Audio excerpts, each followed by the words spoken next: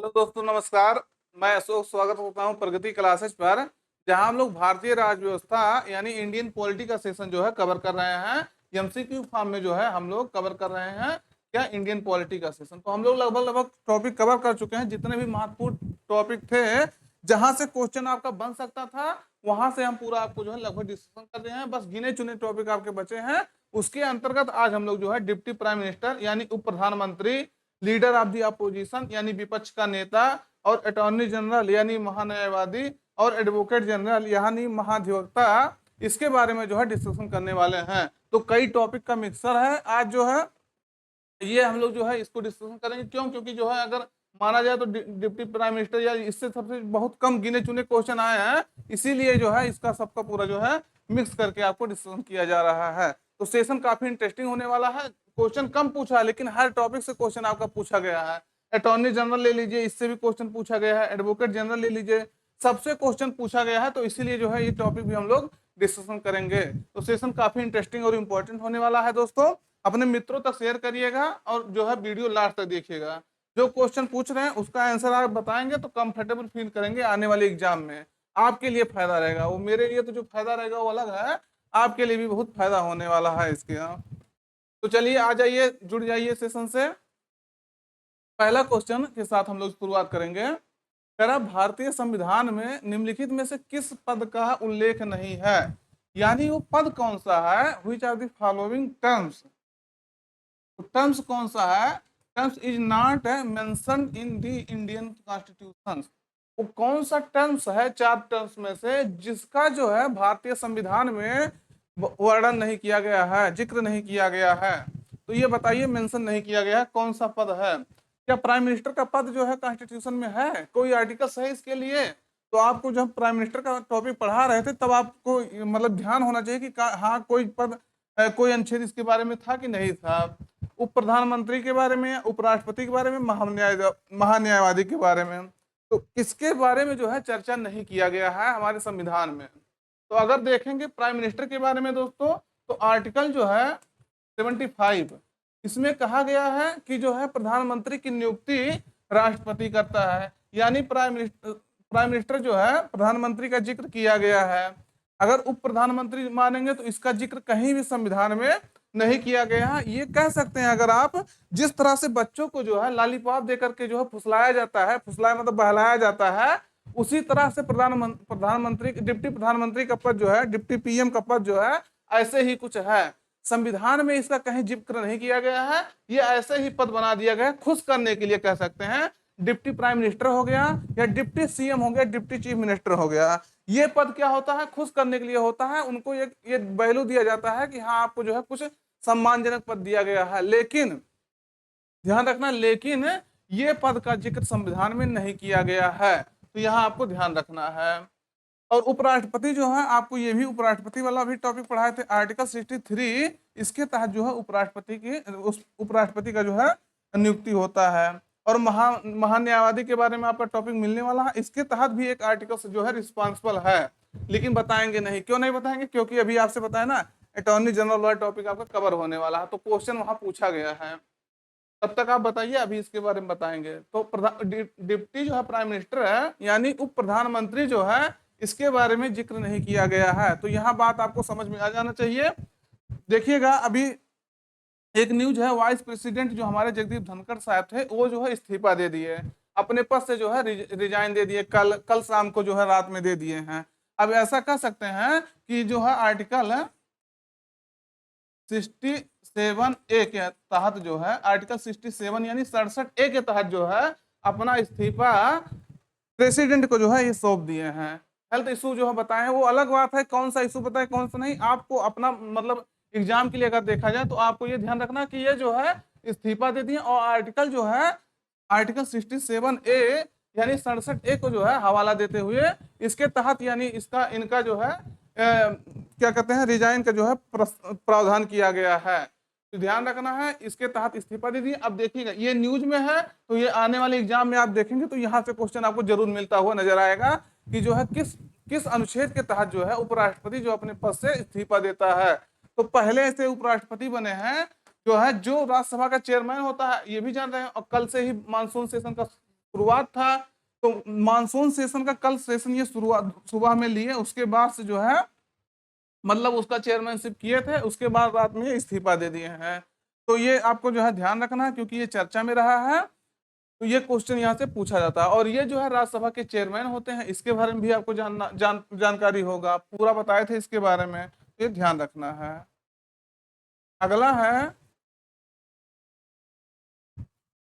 भारत के प्रथम उप प्रधानमंत्री कौन थे? चारों में से आपको बताना है प्रथम उप प्रधानमंत्री कौन थे। जवाहरलाल नेहरू, मौलाना अबुल कलाम आजाद, गुलजारी लाल नंदा या सरदार वल्लभ भाई पटेल। दोस्तों बताइए जो है पहले डिप्टी सीएम, डिप्टी पीएम कौन थे, डिप्टी प्राइम मिनिस्टर कौन थे? तो सही उत्तर आपको लगाना है। आप सब जानते होंगे सरदार वल्लभ भाई पटेल जो है, ये सरदार वल्लभ भाई पटेल ये देश के पहले गृह मंत्री यानी होम मिनिस्टर थे। क्या थे दोस्तों? होम मिनिस्टर थे पहले, और पहले जो है डिप्टी पीएम भी थे। कौन थे? डिप्टी पीएम थे पहले। कौन? सरदार वल्लभ भाई पटेल। ये जो है 15 अगस्त 1947 से और दिसंबर 1950 तक, दिसंबर 1950 तक ये क्या थे? डिप्टी पीएम थे। तो बात आपको ध्यान रखना है, इंपॉर्टेंट है। तो यहाँ आपको कौन था? इसमें जो है प्रथम है deputy prime minister Sardar Vallabh भाई पटेल थे। सन भी आपसे पूछा जा सकता है, ये किस सन से किस सन तक जो है डिप्टी प्राइम मिनिस्टर थे, डिप्टी पीएम थे। तो ये आपके लिए इंपॉर्टेंट है। अगला है, भारत के किस प्रधानमंत्री के कार्यकाल के दौरान जो है 2 उप प्रधानमंत्री नियुक्त हुए थे? तो ये बताना है कि कौन सा ऐसा प्रधानमंत्री था, वो पीएम का नाम बताना है प्राइम मिनिस्टर का, जिसके टेन्योर के समय जो है 2 डिप्टी प्राइम मिनिस्टर जो है कार्य कर रहे थे, अपॉइंट किए गए थे। तो आपको बताना है वो कौन सा प्राइम मिनिस्टर था जिसके समय 2 डिप्टी प्राइम मिनिस्टर कार्य कर रहे थे। तो जवाहरलाल नेहरू के समय, या इंदिरा गांधी के समय, या मोरारजी देसाई के समय, या बीपी सिंह के समय। तो आप लोग बताइए जो है कौन जो है वो डिप्टी डिप्टी जो है 2 डिप्टी पीएम थे किस प्रधानमंत्री के समय में? तो ये जो है मोरारजी देसाई के समय में। कौन थे? मोरारजी देसाई के समय में जो है 2 डिप्टी पीएम थे। तो मोरारजी देसाई जो है कब से कब तक पीएम थे? 1977 से लेकर के 1977 से लेकर के 1979 तक। कब तक दोस्तों? 1979 तक ये प्राइम मिनिस्टर थे। और इनके समय में जो है इनके समय में जो है 2 डिप्टी प्राइम मिनिस्टर कार्य कर रहे थे। एक थे चौधरी चरण सिंह और एक बाबू जगजीवन राम। तो एक चौधरी चरण सिंह और एक थे बाबू जगजीवन राम। दोनों लोग का नाम भी पूछा जा सकता है।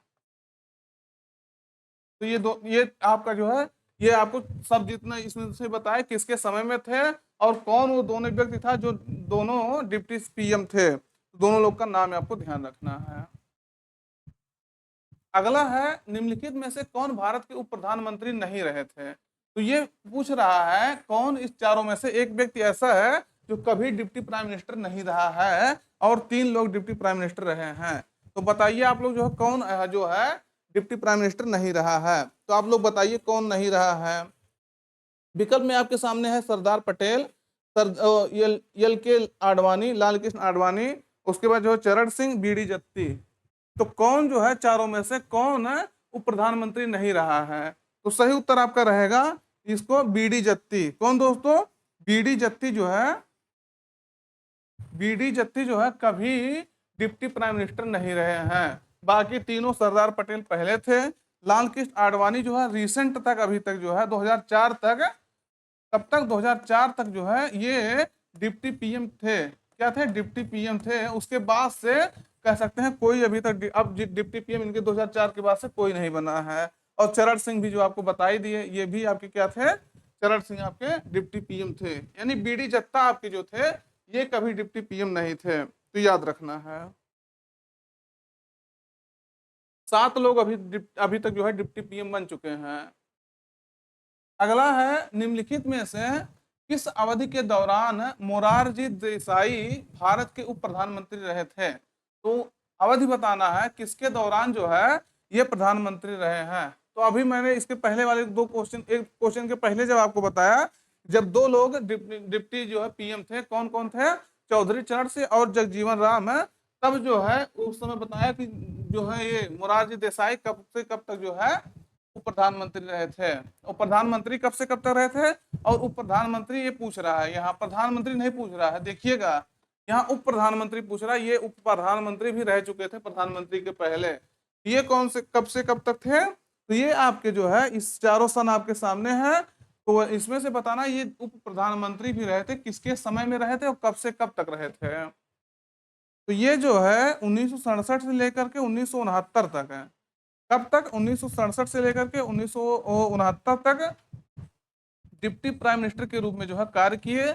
और इनके समय में जो है प्रधानमंत्री इंदिरा गांधी थी। कौन थी, इंदिरा गांधी थी।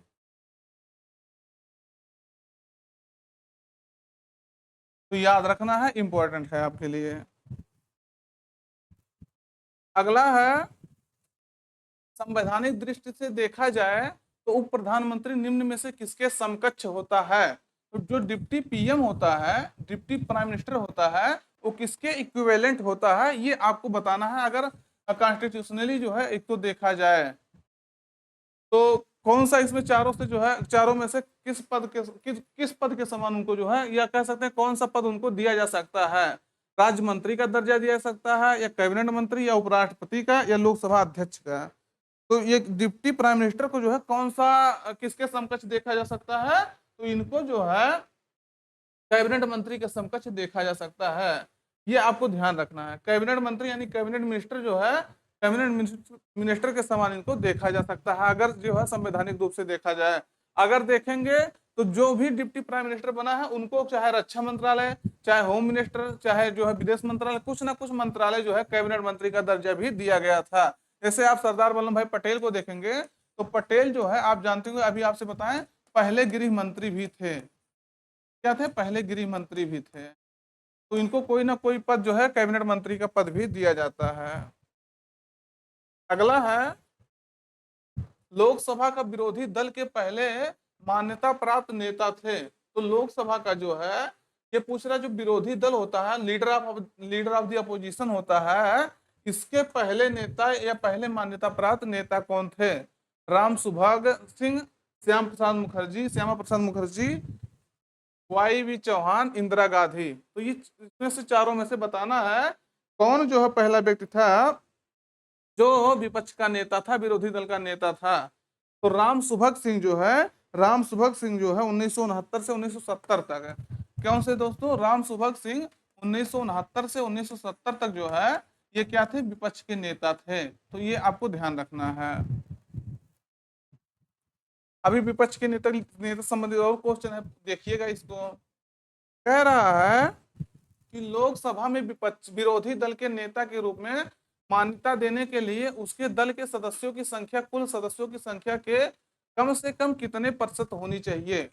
तो यानी आपसे पूछ रहा है, लोकसभा में अगर कोई विपक्ष का नेता बनना चाहता है तो कम से कम जो है लोकसभा के कितने सदस्य उसके पार्टी को मिलना चाहिए, कितने सदस्य मतलब उसके पार्टी से होना चाहिए, आना चाहिए चुन करके। तो कितना होना चाहिए, 5%, 10%, 15% या 20%। तो बताइए आप लोग जो है कितने परसेंट जो है सदस्य कम से कम उसके पार्टी से चुनकर आना चाहिए, तब वो लोकसभा में विपक्ष का नेता बन सकता है। तो ये सीटें कितनी होती है दोस्तों, लोकसभा के 10% सीट कम से कम उसके पार्टी को मिलना चाहिए। जैसे अब आपको एग्जाम्पल के रूप में दिखाते हैं, एक आपका पार्टी वर्तमान में कौन है, अगर देखा जाए तो एक आपका जो है बीजेपी है, भारतीय जनता पार्टी है, एक आपका कांग्रेस है। अब कांग्रेस इस समय सत्ता में है तो इसको छोड़ दीजिए। विपक्ष में कौन रहेगा, अगर माना जाए तो विपक्ष में कांग्रेस रह सकती है। पिछला जब 18वां लोकसभा चल रहा था, 18वीं लोकसभा चल रहा था, तो उसमें राहुल गांधी जो है विपक्ष के नेता नहीं बन पाए थे। और लेकिन अब की जो चल रहा है 2024 से जो चल रहा है, 2024 वाला सत्र जो चल रहा है, जो 2029 तक चलेगा, इसमें जो है राहुल गांधी लगभग 100 सीट, इनकी पार्टी कांग्रेस जो है लगभग 100 सीट पाई है, 100 ध्यान रखना है। तो ये जो है विपक्ष के नेता बन गए हैं। इसके पहले जब 18वीं लोकसभा थी तब इनकी पार्टी जो है 50 के आसपास सीट था, इसीलिए जो है क्या लीडर ऑफ द अपोजिशन नहीं बन पाए थे। तो अभी प्रेजेंट टाइम में राहुल गांधी लोकसभा में विपक्ष के नेता हैं। पहली बात तो आपको ध्यान रखना है, राहुल गांधी जी हैं। दूसरी नंबर जो है, ये सीट है कितना कह रहा है, लोकसभा के 10%। लोकसभा में अगर देखेंगे तो अगर माना जाए 545 मेंबर इस समय प्रेजेंट टाइम में है। कितना है? 545, आपको कई बार बताया। अगर इसका 10% निकालेंगे तो कितना हो गया? 54.5, यानी 55 सीट, 55 सांसद अगर कांग्रेस से चुनकर जाएंगे, 54.5 का तो कोई वैल्यू नहीं रहेगा, आदमी में कोई आधा आदमी तो जाएंगे नहीं, तो इसको 55 मानेंगे। 55 आदमी, 55 जो है सांसद अगर लोकसभा में कांग्रेस से चुनकर जाएंगे तो जो है कोई कांग्रेस से विपक्ष का नेता बन सकता है। मान लीजिए सपा से कोई चला गया तो सपा से बन जाएगा, ऐसा कोई वो नहीं है। लेकिन जो है मुख्य विपक्षी पार्टी इस समय जो है कांग्रेस ही है, इसीलिए इसका एग्जाम्पल लेके आपको बता रहे हैं। तो 55 सीट से ऊपर ही लाना होगा, तब आपको जो है विपक्ष का नेता बनाया जाएगा। तो यह बात आपको क्लियर हो जानी चाहिए। कितनी सीट लाना चाहिए दोस्तों? तो आपको जो है कम से कम 55 सीट आपको लाना होगा, तब आप विपक्ष के नेता बन पाएंगे। तो ये आपको ध्यान रखना है। और देखिए कई सारे पद ऐसे हैं, जैसे सीबीआई के जो डायरेक्टर हैं उनकी नियुक्ति करना है तो विपक्ष के नेता की आवश्यकता होती है। लेकिन यहाँ एक बात आपको ध्यान रखना है, सुप्रीम कोर्ट ने एक केस में ऐसा कहा था, केस में क्या कहा था कि सुप्रीम कोर्ट ने यह कहा था कि अगर विपक्ष का नेता नहीं है तो जो सबसे बड़ी पार्टी होता है उसके जब नेता होते हैं उनको जो है, जब ये सीबीआई वगैरह का नियुक्ति होता है तब उनको जो है उसमें शामिल करना होगा। तो ये बात भी आपको ध्यान रखना है। अगला है, लोकसभा में मान्यता प्राप्त विरोधी दल के नेता को जो है निम्न में से किसके समान सुविधाएं और मान्यताएं जो है प्रदान की जाती हैं? तो ये चारों आपके सामने हैं। लोकसभा अध्यक्ष के समान, कैबिनेट मंत्री के समान, या जो है राज्य मंत्री के समान, या जो है लोकसभा उपाध्यक्ष के समान। तो किसके समान उनको जो है सुविधाएं और जो है मान्यताएं दी जाती हैं? तो ये बताना है किसके समान जो है उनको फैसिलिटी ये प्रोवाइड किया जाता है। तो आप बताइए किसके समान जो है दिया जाता है? चारों सामने विकल्प आपके सामने, आप बताइए किसके समान दिया जाता है। तो सही उत्तर आपका रहेगा, उनको अभी आपसे बताएं सारी सुविधाएं उनको जो है कैबिनेट मंत्री के समान दिया जाता है। कैबिनेट मंत्री को जो जो सुविधाएं दिया जाता है वैसे ही सुविधाएं जो है सिक्योरिटी वगैरह, वेतन भत्ते सब जो है किसके समान मिलता है? कैबिनेट मंत्री के समान। अगर देखेंगे तो लगभग 3,30,000 के आसपास जो है, या 3,00,000, 3.5 लाख या 3,30,000 है, इसको देख लीजिएगा, इतना वेतन इनको जो है मिलता है। बाकी भत्ता और जो सुविधाएं मिलती हैं वो जो है कैबिनेट मंत्री के समान मिलता है। लीडर ऑफ दी अपोजिशन यानी कह सकते हैं राहुल गांधी वर्तमान समय में। अगला है, राज्यसभा में विपक्ष का प्रथम नेता कौन था? तो ये बताना है who was the first leader of the opposition in the Rajya Sabha. तो वैसे प्रेजेंट टाइम में देखेंगे तो जो मल्लिकार्जुन खड़गे हैं, कौन है? मल्लिकार्जुन खड़गे, जो कांग्रेस के राष्ट्रीय अध्यक्ष भी हैं, वो इस समय जो है विपक्ष के नेता है इन राज्यसभा। राज्यसभा और लोकसभा में दोनों विपक्ष के नेता होते हैं। तो लोकसभा में आपको बता दिया राहुल गांधी हैं, और यहाँ कौन है? मल्लिकार्जुन खड़गे हैं। कहाँ कहाँ दोस्तों? तो राज्यसभा में। तो ये पूछ रहा है लेकिन पहला कौन बना था? तो आपको पहला बताना, नाम आपके सामने है, इसके बारे में आप बताइए कौन था पहला। पहला कौन था दोस्तों? पहला जो है कमलापति त्रिपाठी जी थे। कौन था? कमलापति त्रिपाठी जी थे। कौन था? कमलापति त्रिपाठी जो है प्रथम विपक्ष का नेता थे। कहाँ? राज्यसभा में। लोकसभा में भी आपको बताया अभी। तो ये जो है कौन थे? कमलापति त्रिपाठी थे। ये 1977 से 1978 तक थे लगभग। तो 1977-78 में जो है ये बने थे। अब देखिएगा 1977-78 में जो है क्या हुआ था, एक एक्ट आया था, संविधान संसद में जो है पारित किया गया था, लीडर ऑफ दी अपोजिशन वेतन और भत्ते यानी सैलरीज एंड अलाउंसेस नाम से जो है अधिनियम पारित किया गया था। कब? 1977 में। क्या? Leader of the opposition LOP salaries and allowances करके जो है था। कब पास किया गया था? 1977 में। इसके तहत क्या किया गया था? लीडर ऑफ अपोजिशन को जो है मान्यता दी गई थी, उनके वेतन और भत्तों को जो है निर्धारित किया गया था, कौन सी सुविधाएं उनको मिलेगी ये जो है निर्धारित किया गया था। तो याद रखना है। अगला है, भारत सरकार का प्रथम विधि अधिकारी कौन होता है? तो ये पूछ रहा फर्स्ट लॉ ऑफिसर कौन होता है इंडियन गवर्नमेंट का, भारत सरकार का। तो बताइए आप लोग जो है प्रथम विधि अधिकारी कौन होता है? संघीय विधि मंत्री होता है, या भारत का महान्यायवादी यानी अटॉर्नी जनरल ऑफ इंडिया होता है, या लॉ सेक्रेटरी यानी विधि सचिव होता है, या भारत का मुख्य न्यायाधीश? तो आप लोग बताइए कमेंट करके दोस्तों कि कौन जो है, कौन भारत का प्रथम विधि अधिकारी होता है। तो आप लोग बताइए कौन होता है, कौन होता है दोस्तों। कमेंट करके आप लोग जो है, आपके सामने है विकल्प, आप कमेंट करके बताइए कौन होता है। कौन होता है अटॉर्नी जनरल जो होता है आपका, अटॉर्नी जनरल, भारत का महान्यायवादी जो होता है, अटॉर्नी जनरल जो होता है, वो आपका जो है विधि अधिकारी होता है, प्रथम विधि अधिकारी होता है, केंद्र सरकार का जो है सारा विधि संबंधित कार्य करता है। अगला है, अभी देखिए कि विधि अटॉर्नी जनरल के बारे में आपको क्वेश्चन के माध्यम से ही सब बता देते हैं, क्योंकि क्वेश्चन के माध्यम से कई सारे क्वेश्चन आपका पूछा गया है, तो उसके थ्रू आपको बताते हैं। कह किस अनुच्छेद के तहत महान्यायवादी की नियुक्ति की जाती है। तो अटॉर्नी जनरल की नियुक्ति जो है अपॉइंट किस आर्टिकल्स के तहत की जाती है। तो ये आपके सामने है 75, 76, 78, 86। तो किस आर्टिकल्स के तहत जो है महान्यायवादी की नियुक्ति की जाती है, तो आपको बताना है। कमेंट करके आप लोग बताइए अगर जान रहे हैं तो, नहीं जान रहे हैं तो देख लीजिए। लेकिन ये सब क्वेश्चन आपका बहुत महत्वपूर्ण है, यहाँ से क्वेश्चन आपका बहुत पूछा जाता है। तो ये जो है आर्टिकल 76 76 आर्टिकल्स के तहत जो है, आर्टिकल 76 के तहत इनकी नियुक्ति की जाती है। और कौन करता है, तो इस क्वेश्चन से के थ्रू आप बताइए कि भारत के अटॉर्नी जनरल यानी महान्यायवादी की नियुक्ति कौन करता है। तो कौन करता है, कौन अपॉइंट करता है उनको। सर्वोच्च न्यायालय का मुख्य न्यायाधीश यानी सीजीआई करता है, या राष्ट्रपति करता है, या प्रधानमंत्री करता है, या संघ लोक सेवा आयोग द्वारा किया जाता है। तो कौन करता है दोस्तों, तो इसका इनकी नियुक्ति जो है आर्टिकल 76 में, आर्टिकल 76 के तहत राष्ट्रपति द्वारा किया जाता है। तो ये बात आपको ध्यान रखना, राष्ट्रपति ही इसको जो है अपॉइंट करता है, और ये राष्ट्रपति के इच्छा अनुसार जो है अपने पद पर बने रहते हैं।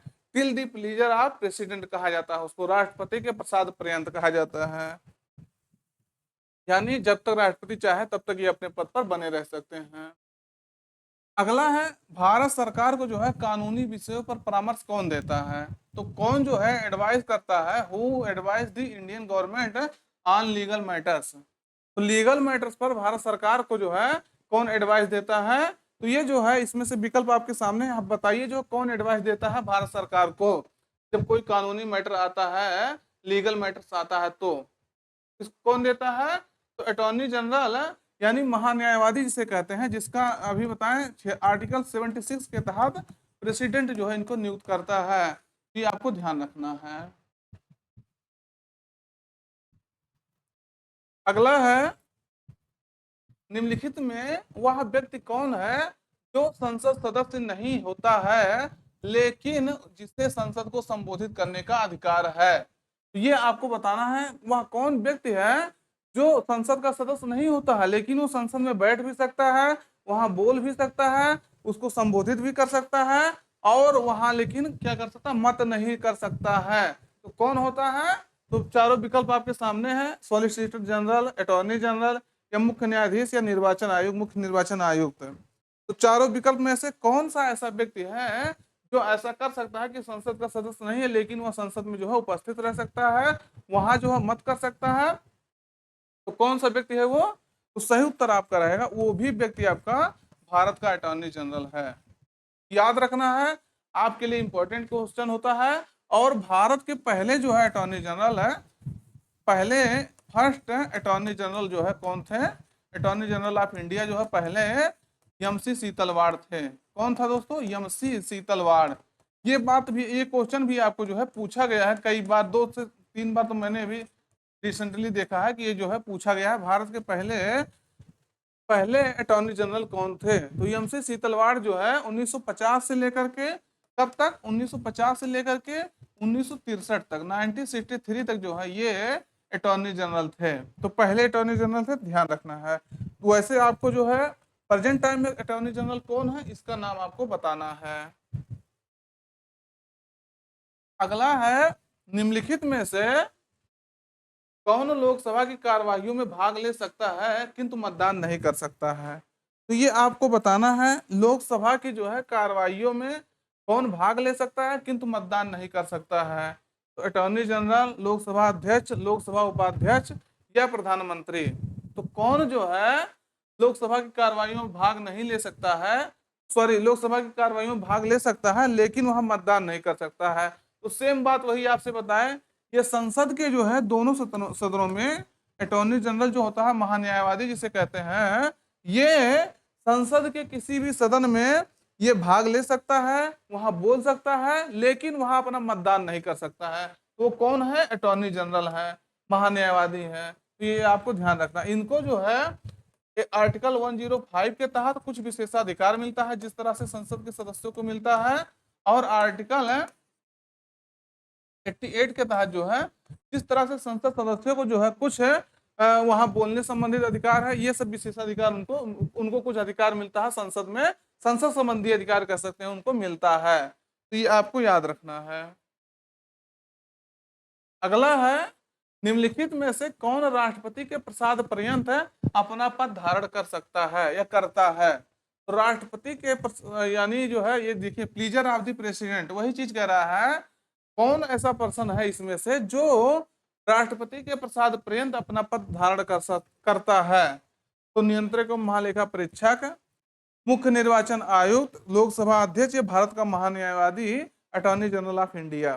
तो कौन वो पर्सन है जो राष्ट्रपति के इच्छा अनुसार जो है अपना पद धारण कर सकता है? तो सीधे उसमें आपको बताना है, भारत का महान्यायवादी यानी अटॉर्नी जनरल ऑफ इंडिया जो है, जिसका नियुक्ति आर्टिकल 76 के तहत होता है, इसको जो है इसके तहत होता है, आर्टिकल 76 के तहत इसकी नियुक्ति राष्ट्रपति द्वारा किया जाता है, और राष्ट्रपति द्वारा ही इसकी जो है इसको हटाया जा सकता है।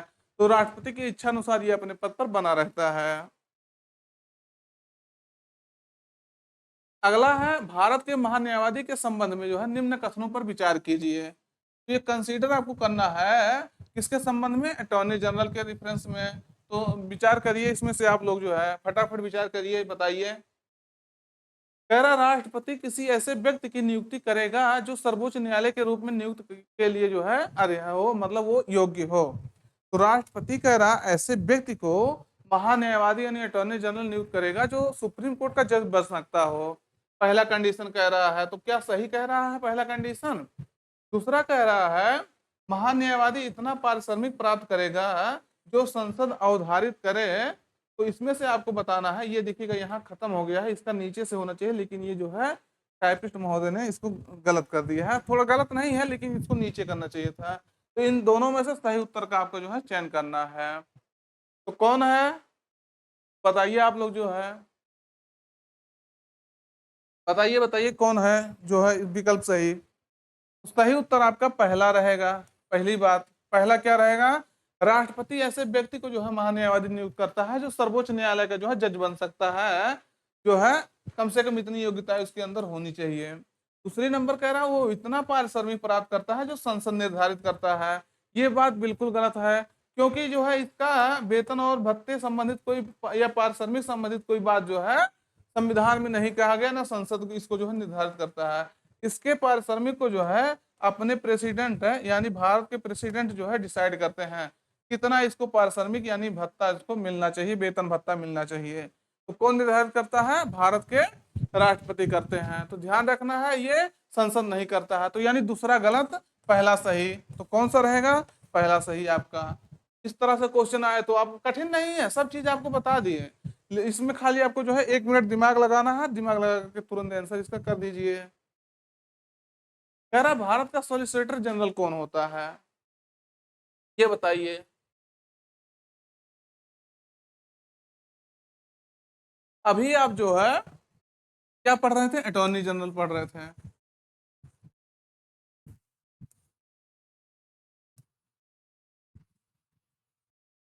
क्या पढ़ रहे थे? अटॉर्नी जनरल पढ़ रहे थे। अब जो है आपको बताना सॉलिसिटर जनरल के बारे में। ये कौन होता है? एक प्रशासनिक अधिकारी, एक न्यायिक अधिकारी, एक जो है प्रधानमंत्री का सलाहकार होता है, राष्ट्रपति की सलाह देने के लिए कानूनी अधिकारी होता है।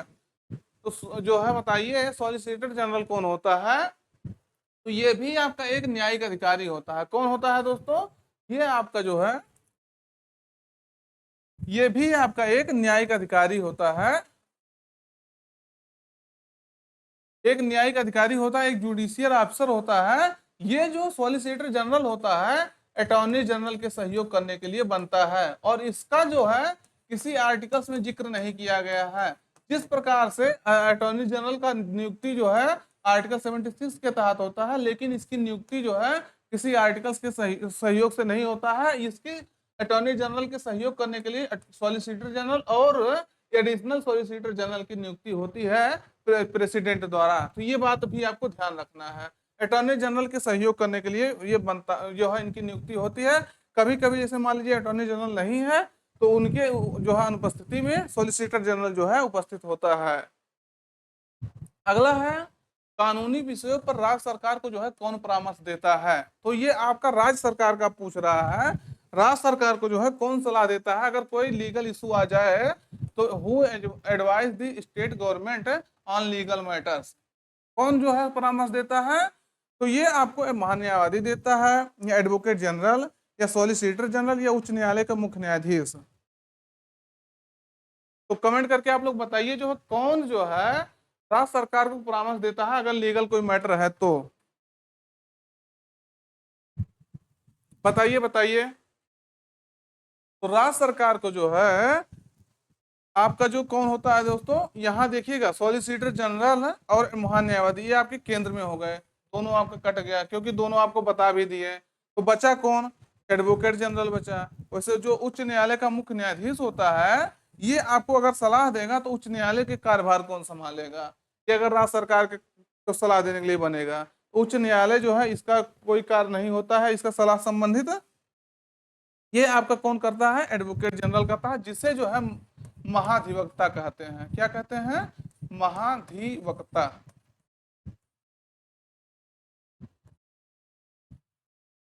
ये बात आपको ध्यान रखना है। इनकी नियुक्ति किस आर्टिकल के तहत होता है, कौन करता है, इसको भी क्वेश्चन के थ्रू देख लीजिए। तो कह रहा है भारत में राज्य के महाधिवक्ता की नियुक्ति कौन करता है। तो राज्य में जो राज्य में जो एडवोकेट जनरल होते हैं इनको जो है कौन नियुक्त करता है। तो कौन करता है, विकल्प आपके सामने है, चारों में से बताइए कौन करता है इनकी नियुक्ति। तो इनकी नियुक्ति जो है राज्य सरकार का राज्यपाल जो है होता है, राज्य का राज्यपाल स्टेट गवर्नर, वो जो है इनकी नियुक्ति करता है महाधिवक्ता की, एडवोकेट जनरल की। तो अब आर्टिकल्स भी देख लीजिए किस आर्टिकल्स के तहत होता है। देखिए पहले यहाँ आप जान लीजिए, जिस तरह से महान्यायवादी केंद्र में कार्य करता था केंद्र सरकार के लिए, उसी तरह से जो है एडवोकेट जनरल राज्य में राज्य सरकार के लिए सेम कार्य करता है, सेम सुविधाएं उसको मिलती हैं। तो आर्टिकल्स आपसे पूछ रहा है किस आर्टिकल्स के तहत राज्य के महाधिवक्ता की नियुक्ति की जाती है। कौन करता है, तो गवर्नर करता है, ये आपको बता दिए, राज्य का गवर्नर जो होता है ये नियुक्ति करता है। लेकिन ये पूछ रहा है वो कौन सा अनुच्छेद है जिसके तहत महाधिवक्ता एडवोकेट जनरल की नियुक्ति होती है, बताइए। आपके सामने चार जो है ऑप्शन है, बताइए इसमें से कौन सा होगा। तो इसमें से जो है आपका आर्टिकल इसमें से आर्टिकल 165 के तहत जो है 165 के तहत क्या होता है, 165 के तहत एडवोकेट जनरल का जो है स्टेट में नियुक्ति की जाती है, वो भी गवर्नर करता है। कौन करता है, गवर्नर करता है। तो आर्टिकल कौन सा है, 165 है। क्वेश्चन कई बार पूछा गया है तो ध्यान रखना है आपको।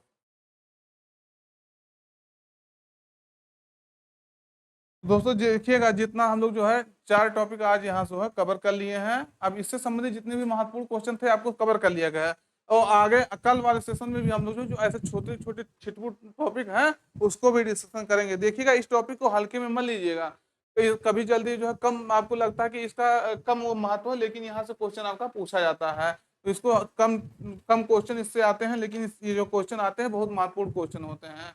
तो इसको जो है देखिएगा, काफी इंपॉर्टेंट है आपके लिए। फिर नए सेशन में मुलाकात करेंगे। Thank you.